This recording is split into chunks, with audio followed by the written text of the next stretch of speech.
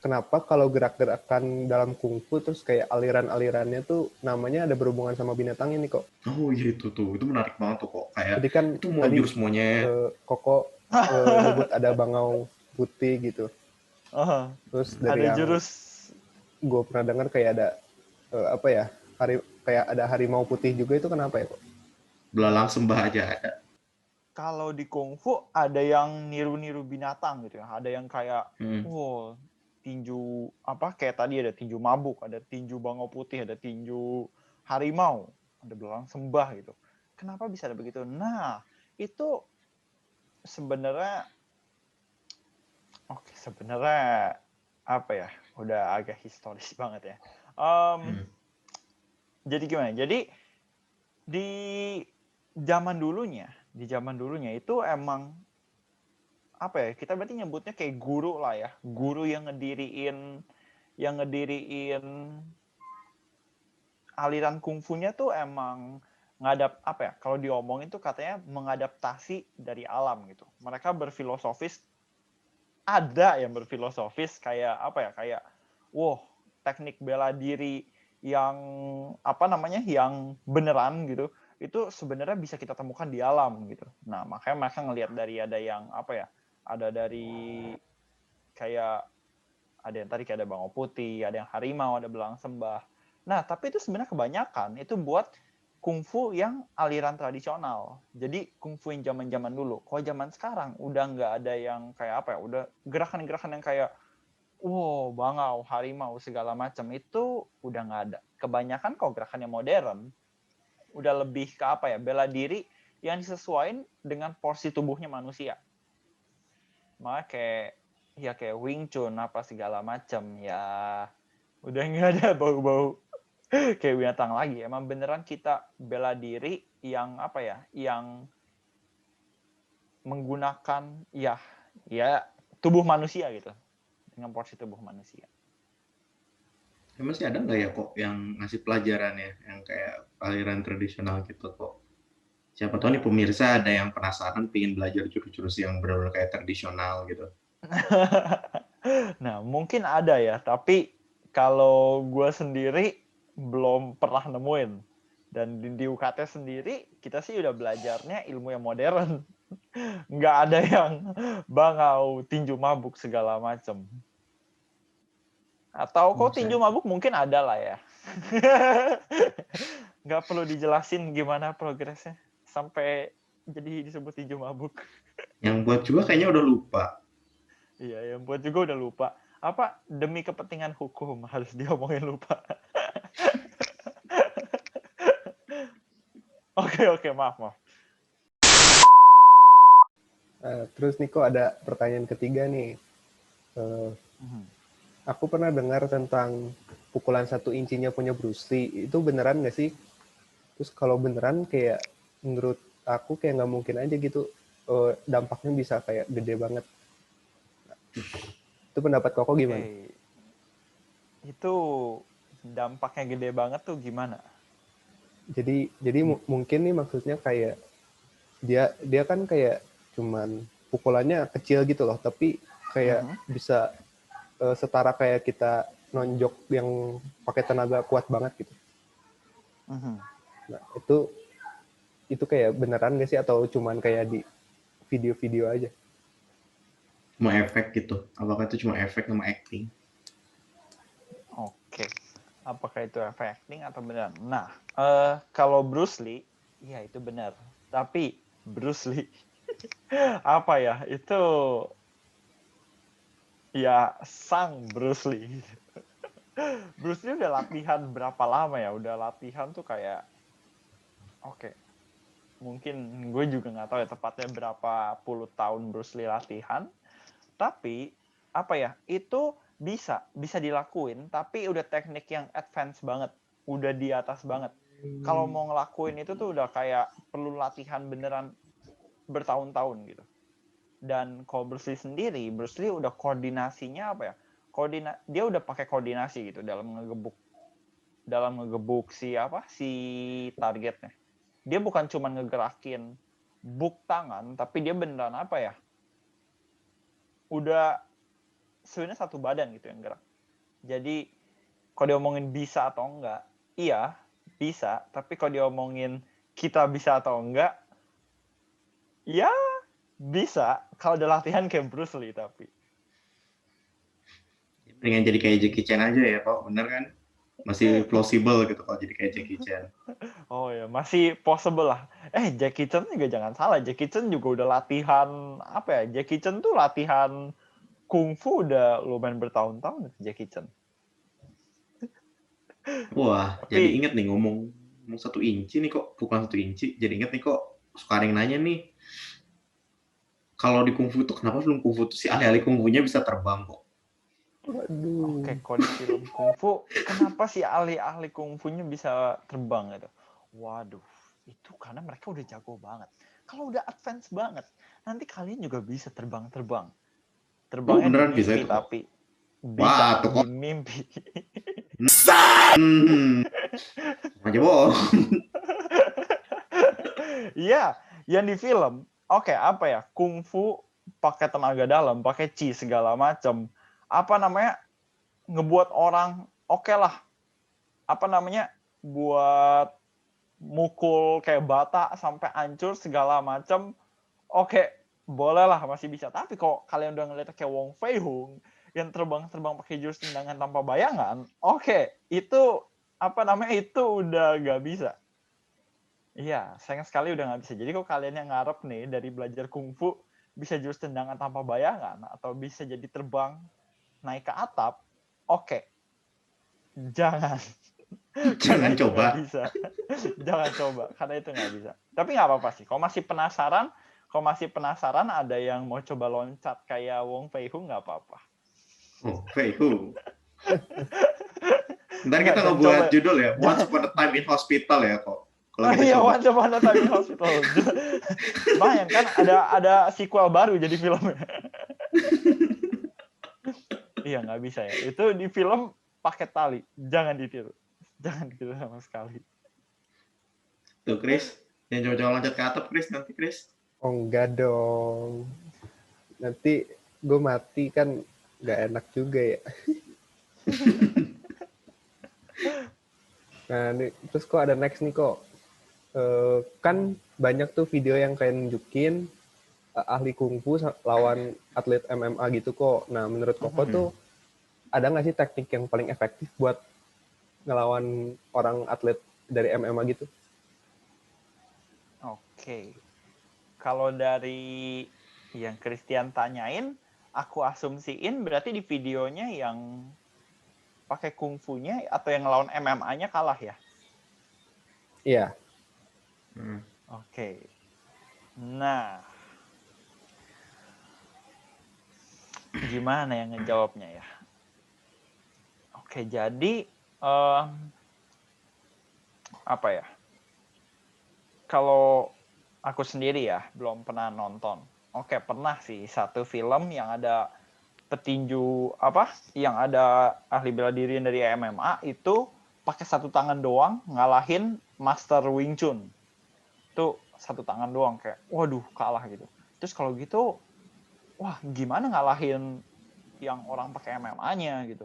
Nah, apa ya? Sebenarnya nggak ada ilmu bela diri apapun yang apa namanya yang kayak bisa dipakai buat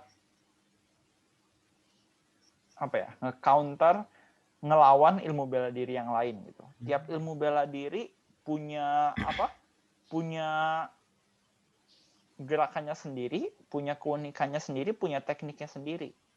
Jadi sebenarnya kalau di dalam berantem yang benar-benar berantem nih ya, ngomongin, harus pakai apa teknik yang orang pakai MMA gitu yang langsung, semi boxing, semi ini, semi itu.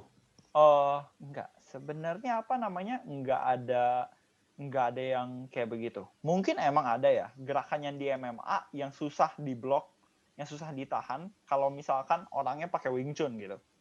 Tapi kalau misalkan orangnya udah nguasain ilmu bela dirinya, udah nguasain Wing Chun-nya sebenarnya, dia pasti bisa apa ya? Dia pasti bisa tahu gimana nge-counternya. Atau kalau misalkan bukan counter ya, biasanya abis dipukul, dia sambil ngepukul balik. Soalnya kalau kayak di Wing Chun ya, itu diomongin tuh kayak apa? Bertahan sambil menyerang gitu. Dan ketika kita bergerak, satu gerakan badan gitu, ya biasanya di bela diri, badan kita sebenarnya lebih ke expose gitu jadinya. Pasti ada titik yang ke expose gitu. Jadi, apa ya, kalau dari Wing Chun sendiri, sebenarnya Wing Chun, MMA, mana gitu yang lebih jago gitu. Kayak, aduh kok gitu Wing Chun cupu dong, mending aku belajar MMA aja kok. Sebenarnya nggak begitu. Kayak di dalam, kalau kita beneran berantem nih ya sama orang, bertarung beneran gitu, ada banyak faktor yang mempengaruhi win-lose-nya kita. Jadi nggak cuman kayak, oh aku pakai Wing Chun, musuhnya pakai MMA, pasti kalah dong. Enggak. Ada banyak faktor yang mempengaruhinya. Ada pengalaman, ada insting, ada refleks, ada bahkan kepercayaan diri juga mempengaruhi buat kita menang atau kalah. Kalau misalkan udah jago segala macam tapi nggak percaya diri, nggak bisa aja orangnya bahkan kalah gitu. Jadi kita nggak bisa ngomong ada teknik yang lebih efektif atau kayak misalkan, buat ngelawan MMA pakai teknik apa nih? Kayak kayaknya nggak bisa pakai Wing Chun kalah. Sebenarnya nggak begitu gitu. Tergantung orangnya sendiri sih. Dan yang kedua, tergantung sama hukum fisika juga sih. Ada yang ya sebenarnya kalian tahu gak kenapa di tinju itu ada yang masukin kelas bulu, kelas berat segala macam. Kenapa? Itu sebenarnya karena yang salah satu hal yang paling mempengaruhi sebenarnya massa. Kalau beratnya beratnya berapa ya? Misalnya beratnya cuman 58 kilo ngelawan orang yang beratnya 100 kilo. Kayaknya kalau orangnya nggak ahli gitu, musuh kamu yang 100 kilo nggak ahli, sedangkan kamu sendiri udah ahli, masih bisa masih bisa ya sedikit ada kesulitan lah dalam ngelawannya. Jadi kalau diomongin ada teknik apa yang bisa ngalahin bisa ngalahin MMA. Iya, nggak ada yang begitu sebenarnya. Kalau momentum pukulan ya. Momentum pukulan itu karena dari masa kita semakin berat, semakin keras juga ya pukulan kita kan? Iya. Seberat apa kita? Kenapa? Karena kita nggak bisa ngendalin masa kita. Yang kita bisa kendalin cuma kecepatannya doang. Atau kalau kalian mau lihat yang kayak Bruce Lee, ya kenapa bisa mental sampai sejauh itu? Ya karena dia koordinasi, dia ngegerakin satu badan, bukan ngegerakin kayak mukul dengan tangan doang gitu. Kalau kayak kalian dengan tangan doang, masa tangannya doang yang ngelakuin yang ngasih gaya. Tapi kalau kalian kayak Bruce Lee gitu yang kayak one inch punch kayak sebentar, kenapa jadi ngomongin ke sini? Ganti topik ya, ganti topik ya. Jadi intinya kalau misalkan kalian buat ngelawan MMA pakai ilmu apa? Nggak ada begituan. Kalian mau pakai ilmu silat juga ngelawan MMA bisa. Asal kalian harus bisa ngukur keahlian musuh kalian tuh seahli apa, keahlian kalian tuh segimana. Jangan melawan orang yang lebih ahli dari kalian dong. Dan kedua lihat beratnya. Kalau misalkan musuh kalian beratnya 100 kilo, kalian beratnya 60 kilo. Ya. Itu akan sulit. Ya, sulit. Siap-siap aja ngelihat pukulan one inch-nya Bruce Lee. Tapi bukan kalian yang gebuk. Berarti kalau kita pengen orang lebih gede daripada kita harus kayak Bruce Lee ya, bisa menggunakan massa semua tubuh kita, bukan cuma tangan kaki doang. Iya. Itu sulit ya pastinya. Iya, tapi emang sulit. Makanya butuhin latihan bertahun-tahun. Berarti kalau gitu yang di video itu tuh mungkin memang nggak imbang juga ya kok. Si Master Wing Chun-nya kecil banget ya, atlet MMA-nya tuh kayak gede banget gitu ya. Berarti itu nggak seimbang ya? Iya. Dari beratnya tuh udah sangat-sangat tidak seimbang ya. Iya, sebenarnya iya. Jujur deh, nggak tahu sih ya. Soalnya kalau dari yang gue tonton, itu emang kayaknya yang guru Wing Chun-nya kayak kurus, ramping, petarung MMA-nya badannya ngebuk, otot semua lagi, itu kayak ya ya ya mohon maaf ya, tapi kayaknya udah fix apa ya, sekali gebuk mental. tapi Iya ya. tapi sebenarnya nggak segampang itu juga lah, apa ya, maksudnya di wing mungkin itu menjadi salah satu faktor, tapi ada banyak faktor lainnya juga lah yang kita nggak tahu. Nah, terus ini ada pertanyaan terakhir nih kok, yang banyak Cak nungguin pas mau masuk divisi kungfu. Di UKT tuh ada syarat buat join divisi kungfunya nggak sih kok? Terus kalau misalkan belum bisa kungfu, boleh join nggak? Oke, di UKT ada syarat buat join, ada. Kalau kalian mau join kungfunya di UKT, kalian harus lantik dulu jadi anggota UKT. Nah, kalau apa buat kalau apa namanya? Kalau aku belum pernah belajar bela diri nih, bisa ikut gak ya kungfu di UKT? Bisa banget. Aku sendiri kan apa namanya baru belajar sebenarnya mulai dari pas kuliah. Terus teman-teman di UKT juga yang ikut kungfu emang apa ya? Ada yang baru pernah belajar dikit, ada yang emang sama sekali nggak pernah belajar sama sekali. Jadi di UKT tuh kita diajarinya dari dasar, dari mulai apa ya? Kita belajar Wing Chun, kita mulai belajar dari bentuk-bentuk dasarnya dulu gimana, dari kuda-kudanya gimana, dari posisi pukulan, ya lah sejenis begitulah. Posisi pukulan, bentuk kuda-kuda, segala macam. Termasuk fisik juga, ada push up, sit up, pelenturan. Ya lah, nanti coba. Oke, intinya kalian mau apa namanya, mau udah jago, mau masih belum pernah belajar sama sekali, kalian bisa ikut kungfu di UKT. Cuman lantik dulu jadi anggota UKT. Nah, untuk jadi calonnya juga harus masuk dulu ITB ya kok. Iya, iya, benar sekali. Jadi kok kungfunya di UKT, kita bilang apa? Oh, kamu harus hebat. Iya, hebat. Kamu harus hebat di otak sama di badan. Anjay. Udah kayak guru kungfu ya ngomongnya. In the body and the mind. Kautre, you need to control your body and your mind.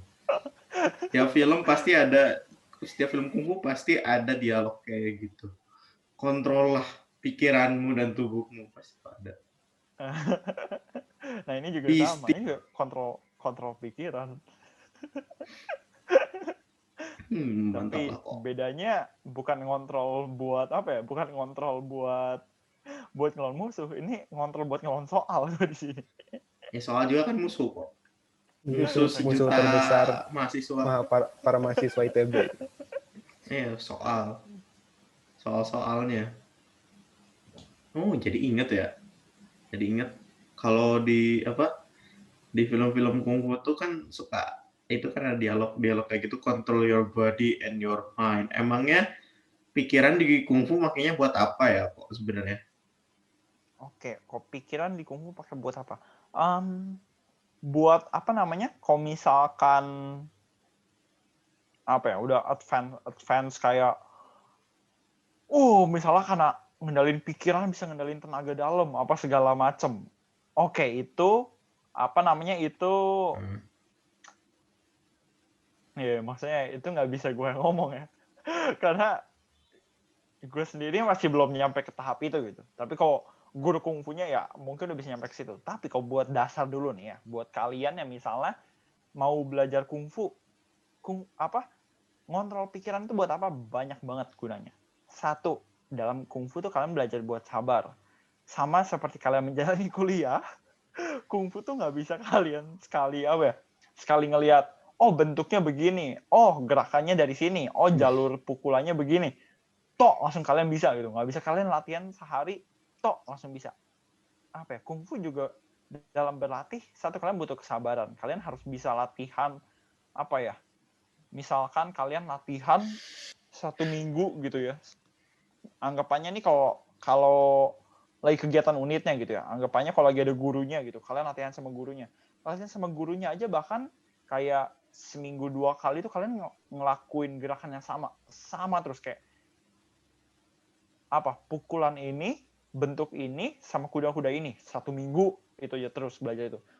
Dengan kalian butuh kesabaran gitu untuk bisa ikut latihan seperti itu. Kalau nggak biasa orangnya udah kayak apa ini bosan gitu.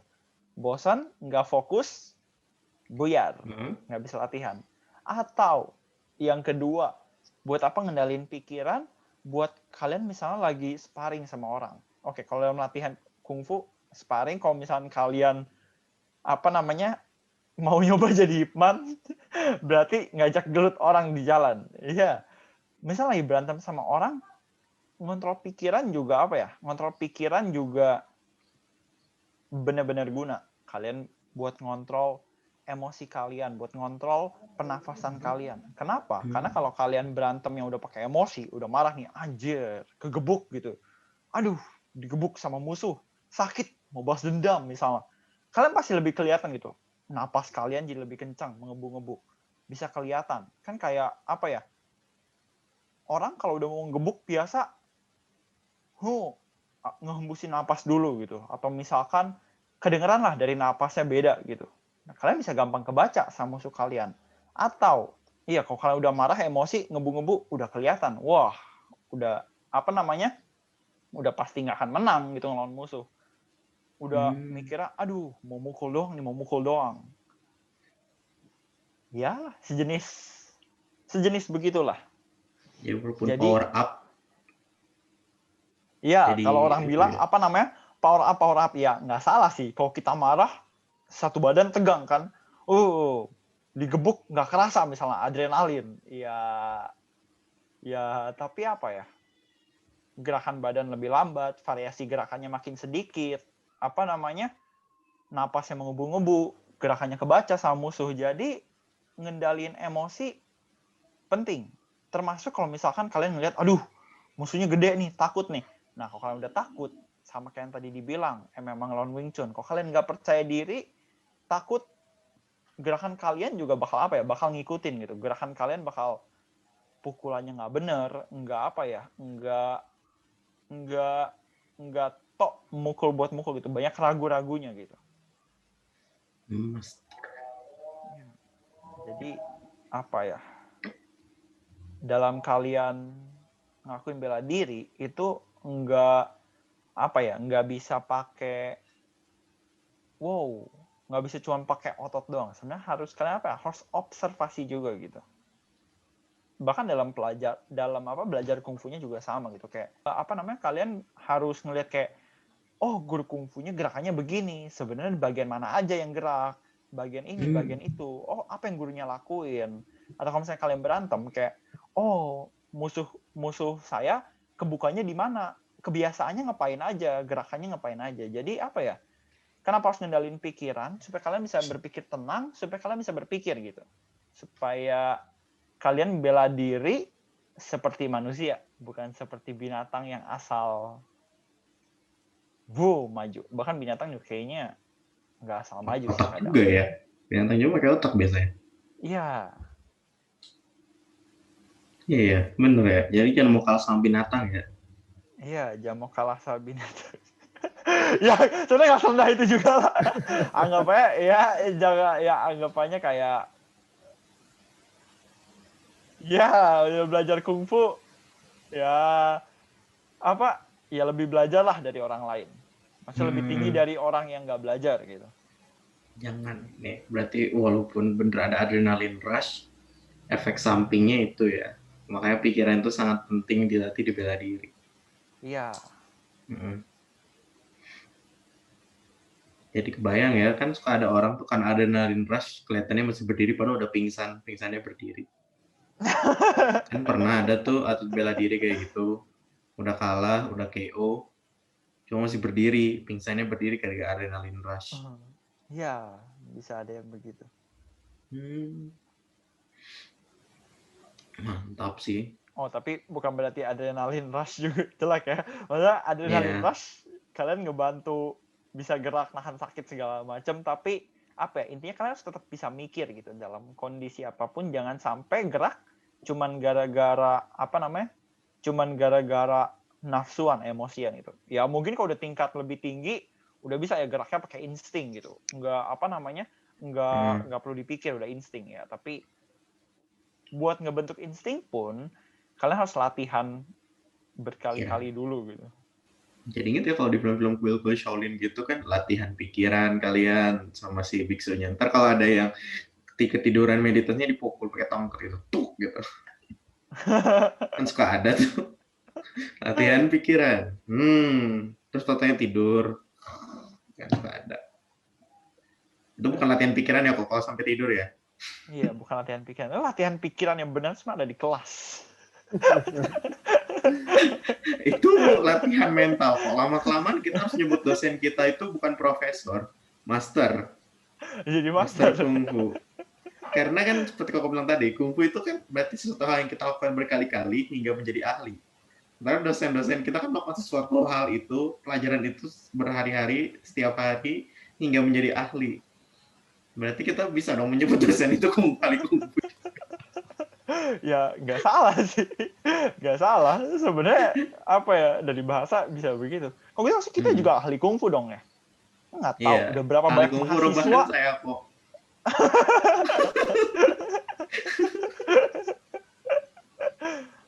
Kalau lu lebahan, kalau gitu gue ahli kungfu nahan air mata aja lah. Waduh. Dia dengan air mata. Mahasiswa. Nah ini kok sebelum kita tutup talk show ini, kira-kira sekarang kan lagi online gini pandemi ya, semua orang juga pada di rumah gitu. Ada tips nggak buat mereka biar tetap fit aja gitu selama di rumah? Latihan yang cukup dan tidak mengambil waktu kesibukan mereka gitu. Iya, apa ya? Ya, kalau mau buat tetap sehat, apa ya? At least olahraga sedikit lah, kayak jogging atau push up atau sit up atau ya sejenis gitulah, push up, sit up, pelenturan segala macam. Lakuinlah tiap hari paling enggak setengah jam lah paling enggak. Terutama karena kalau mahasiswa nih ya tugasnya banyak, seharian duduk gitu. Itu kayak ya sangat sebenarnya nggak bagus buat tubuh itu. Terutama karena spesies kita sebenarnya nggak didesain buat apa ya, buat duduk seharian gitu. Kita berevolusi sekarang masih nyampe badan kita yang harus apa ya, masih yang badan kita buat bergerak lah. Jadi kalau kalian mau panjang umur, mau hidup sehat, ya nggak perlu sampai ngelakuin gerakan kungfu segala macam, tapi at least latihan apa ya, ya jogging lah sedikit, pelenturan tiap hari. Oh iya, sebelum tutup nih Chris, ada pertanyaan nih. Aku lupa. Ada pertanyaan nih. Tadi berhubungan sama Ci nih Chris. Keren banget nih. Kebetulan kan kalau saya dari planologi. Nah, planologi itu ada hubungan sama tumbuhan nggak kok? Waduh. Wah, tumbuhan atau planet tuh planologi? Hayo. Oh ya planet ya kok. Tapi kok mau nanya nih kok, kan kalau di film-film itu suka kadang ada yang ngomong nih, ketika planet berjejer, kamu kan lebih kuat. Itu bener nggak sih kok? Oke. Apa hubungannya kok itu? Oke. Sebenarnya bentar, pertama klarifikasi dulu. Planologi itu ilmu tentang rencana sebenarnya, merencanakan kota. Jadi kalau arsitek tuh ngedesain bangunan, planologi tuh ngedesain skala kota atau daerah atau wilayah. Namanya planologi ya, kenapa nggak geografi sekalian ya? Iya, sebenarnya ada semi geografi. Kita nggak ada ngomongin ekonomi, hukum, geografi juga termasuk, dan lain-lain. Jadi kalau mau nanya, planet kalau berjajar sih akan semakin kuat. Mungkin tanya sama astronomi dulu. Itu kayaknya impossible juga sih. Iya, itu apa ya? Legenda kah kok?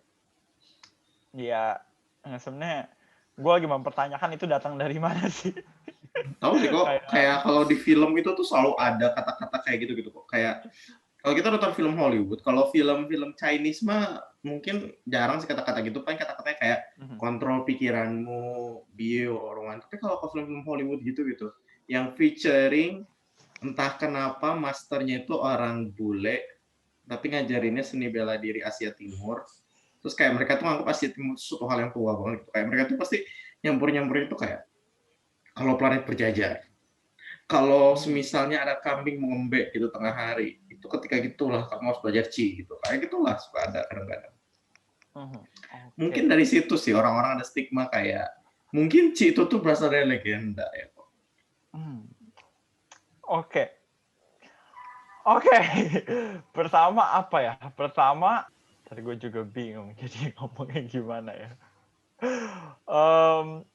Oke, tentang kungfu dan tentang ini itu, kalau misalnya mau lihat dari film, nih ya. Oke, pertama mungkin kalian harus lihat target pasar dari filmnya dulu. Sebenarnya filmnya nargetin apa sih? Betul sekali. Target pasarnya siapa sih? Terus kayak apa ya? Kayak dari target pasarnya kalian lihat sebenarnya budaya apa yang disukain sama target pasarnya. Nah, budaya Barat itu senangnya feeling good. Budaya Barat senangnya tuh ngomongin apa ya? Ngomongin feeling good. Makanya kalian lihat film Barat berapa banyak sih yang terkenal laku di box office tapi bad ending? Jarang banget. Film Barat biasa yang bad ending gak akan dapet uang banyak di box office. Nah, film apa namanya? Budaya Barat sendiri dari feeling good itu ngomongin apa ya? Lebih ngomongin apa ya? Bukan ngomongin kungfu sebagaimana kita orang Timur atau dari orang Cina aslinya ngomongin kungfu gitu.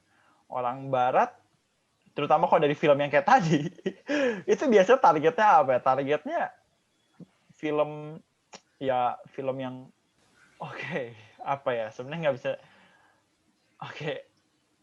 Kayaknya mending. Imajinasi. Iya, sebenarnya. Imajinasi kok. Iya, imajinasinya gue jadi bingung ngomongnya gimana. Tapi kayak, kesimpulannya jangan percaya sama film. Film dibuat buat kelihatan bagus, film dibuat buat kelihatan keren. Buat yang sebenarnya kenyataannya sebenarnya tidak seperti itu. Bahkan nggak usah film Barat, film Timur sendiri, film kayak dari Cina kan ada yang tendangan tanpa bayangan, tendangan ini begini begitu. Jurus soccer kayak gitu nggak mungkin ya. Jurus tapak kuda juga nggak mungkin. Itu menghancurkan mimpi banyak orang kok. Tapak kuda udah ada, keren ya. Kalau beneran ada mungkin harusnya dulu ahli kungfu nguasain dunia ya. Sekali pukul bisa langsung hancur segitu banyak bangunan. Harusnya udah nguasain dunia ya, harusnya ahli kungfu itu ya, kalau beneran kayak gitu. Ya, nah itu nggak salah. Sekali gebuk meledak. Jadi jangan niru kungfu dari film. Atau kalau mau niru kungfu dari film, lihat film apa dulu. Film Hollywood, film box office, jangan. Film dokumenter, masih boleh. Karena ya film dokumenter. Film Jackie Chan masih boleh kan kok? Jackie Chan masih boleh, tapi lihat dulu bagian mana. Bagian Jackie Chan kegebuk sama kursi, iya. Boleh ditiru. Bagian Jackie Chan terbang nendang, jangan. Siap kok. Tapi ya Jackie Chan kebanyakan masih mungkin 70% lah bisa ditiru. Masih possible ya, masih possible. Bisa ditiru kok kalian udah ngecek dulu backgroundnya Jackie Chan. Belajar berapa tahun. Beda. Abang Jackie itu memang keren lah. Memang seorang kungfu modernis yang paling keren menurut saya. Abang Jackie. Iya, itu emang beda. Dia unik. Dari segi apa ya? Dari segi industri film, dari segi kungfu, itu keren. Kungfu Keren. komedi ya, keren banget memang. Iya. Boleh lah. Ya, aduh, kok gue jadi pengen ngomongin perfilman ya jadi. Ya Oke. soalnya kungfu terkenal dari film sih kok, jadi wajar. Iya. Kita tahunya dari film. Tuh, Dari film. oh ngomongin tentang kungfu terkenal dari film nih ya. Kalau kalian tahu sejarahnya itu sebenarnya kalau dari di barat sendiri ya, itu mulai sebenarnya karena Bruce Lee. Gara-gara apa ya? Gara-gara Bruce Lee orang Cina, tapi papanya itu apa namanya? Ada hubungannya dengan apa ya? Dengan kerjaan apa ya? Aduh, gue pernah nonton. Papanya hubungan dengan orang di barat. Maka Bruce Lee sendiri jadi apa ya? Masuk industri timur dan barat gitu. Dan kalau nggak salah papanya agak termasuk perfilman juga. Makanya Bruce Lee jadi masuk ke arah perfilman dan ke barat dan apa ya? Bisa dibilang orang pertama jadi sebenarnya gagal Bruce Lee. Makanya kungfu tuh bisa terkenal di barat gitu. Karena Bruce Lee yang keren, jago, segala macam. Terus apa ya? Film kungfunya Bruce Lee kayaknya masih lumayan cukup yang pertama, dan terutama karena dia bisa di barat. Di barat sendiri film kungfu tuh yang terkenal gitu di Hollywood itu yang pertama dari Bruce Lee. Ya, dan apa apa ya? aja orang barat suka kebalik. Iya, orang barat. Dulu Karate Kid, tapi yang ngajar orang Cina, belajarnya kungfu. Iya. Itu sebenarnya saya bingung loh, jujur kok. Iya, itu kalau Karate Kid yang dulu, iya sih, keren. Itu yang ngajar namanya Mr. Miyagi. Masih hafal ya? Mr. Miyagi. Terus Karate Kid yang keluar baru ya bagus sih. Cuma juga Karate Kid kan, mereka pindah ke Cina belajarnya kungfu. Iya. Itu sebenarnya saya bingung di titik itu sih. Itu kan Karate Kid. Itu karate itu dari Jepang. Iya, karena harusnya itu karate dari Jepang, tapi kenapa jadi kungfu? Nah, makanya kok. Mari kita hilangkan lah dari sini. Orang-orang awam juga biar tahu kalau karate dan kungfu itu hal yang beda ya, pastinya. Iya, karate, kungfu, muay thai, ya itu beda-beda semua. Bahkan kungfu aja alirannya udah banyak. Karate itu satu aliran bela diri juga dari Jepang. Ada lagi judo. Terus di Muay Thai sendiri itu dari Korea. Beda-beda lah macam-macam. Dari Thailand kok Muay Thai. Bentar, maaf udah mulai mabok. Iya, Muay Thai dari Korea Thailand. Korea taekwondo. Aduh. Oh iya loh. Aduh, ada yang pernah nonton film Ombak nggak? Oh pernah kok. Keren itu. Iya, itu Muay Thai. Iya, itu. Muay Thai. Oh, baru dengar. Oh, itu nonton. Itu lumayan keren. Tapi masih keren Jungle Kungfu kok. Iya, itu Thailand. Apa kungfu? Jungle Kungfu kok. Kungfu Jungle. Filmnya Jet Li. Komedi juga. Aduh, itu gue malah belum pernah nonton. Oke, kita jadi mau ngomongin film-film kungfu ya? Ya, kan memang itu salah satu budaya dari kungfu itu dari film terkenalnya. Memang karena itu sih. Jadi, ikonik banget sih film-film kungfu itu. Film kungfu itu sangat ikonik. Iya. Nah, Chris, masih ada pertanyaan nggak? Dari lumayan nih pertanyaannya. Dari lu, Nok, gimana, Nok? Masih ada nggak, Nok? Yang kira-kira masih penasaran gitu? Penasaran ya? Kemarin sih udah nyari survei lagi sih. Tapi kayaknya udah semua. Walaupun ada sih satu pertanyaan, tapi jawabnya bisa nggak ya, Koko? Bisa nggak, kok? Apa pertanyaannya? Sebenarnya sih sangat mudah sih kok pertanyaannya kok. Sangat-sangat mudah sih kok. Kalau Koko bisa ketemu Bruce Lee nih sekarang. Almarhum Bruce Lee. Koko mau bilang apa? Oke. Mau bilang apa ya? Wah. Kayaknya kalau gue sih nggak bisa ngomong apa-apa. Speechless lah. Iya, speechless lah. Soalnya menurut gue ya, Bruce Lee tuh kayak keren banget gitu. Dari ngomongin memperkenalkan budaya, dari ngomongin memperkenalkan budaya kungfu ke barat, dari ngomongin sebagai ahli bela diri gitu, sama dari ngomongin kungfu. Bruce Lee itu keren. Sebenarnya dulu salah satu idola gue tuh Bruce Lee waktu masih kecil. Bruce Lee, Jet Li, Jackie Chan aja itu ya kayak. Aduh, gila. Tipikal banget orang yang suka dikasih nonton film Cina ya. Yang Dragon Production. Ketahuan ya. Iya dong, soalnya saya juga udah kecil kan Dragon Production doang. Aduh. Ya, tuh Mantap. kalau Bruce Lee, entah lah, kayaknya apa ya? Yang buat mau gue omongin kayak ya amazing lah Bruce Lee lah. Keren, keren. Coba kamu tadi pukul kok biar ngerasain langsung pukulan 1 inchinya. Waduh. Dia ngasih terbang 2 meter. Coba tau kok mau ngerasain langsung kan sama masternya Apa? langsung tuh. Abis digebuk, geli segitu doang. Asli. Udah terbang 2 meter, udah. Terbang 2 meter, keluar darah udah pingsan. Segitu doang.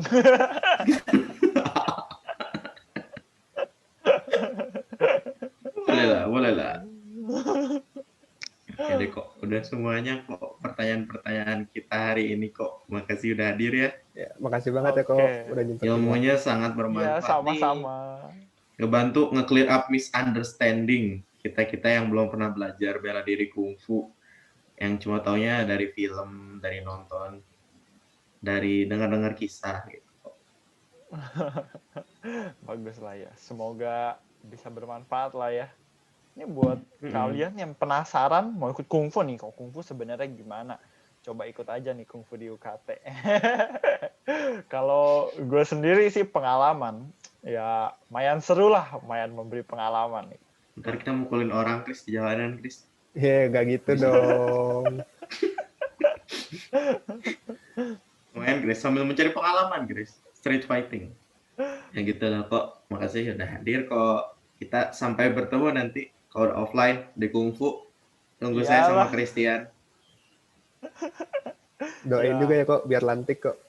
Ya, lantik dong, lah. pasti. Gue doain kita bisa ketemu bareng. Siap Kok. Oke. Nanti jangan lupa Terima kasih diajarin ya buat kesempatan terus. wawancaranya. Siap kok. Makasih juga di kitanya sih kok udah nyempetin waktu di sibuknya kok. Iya.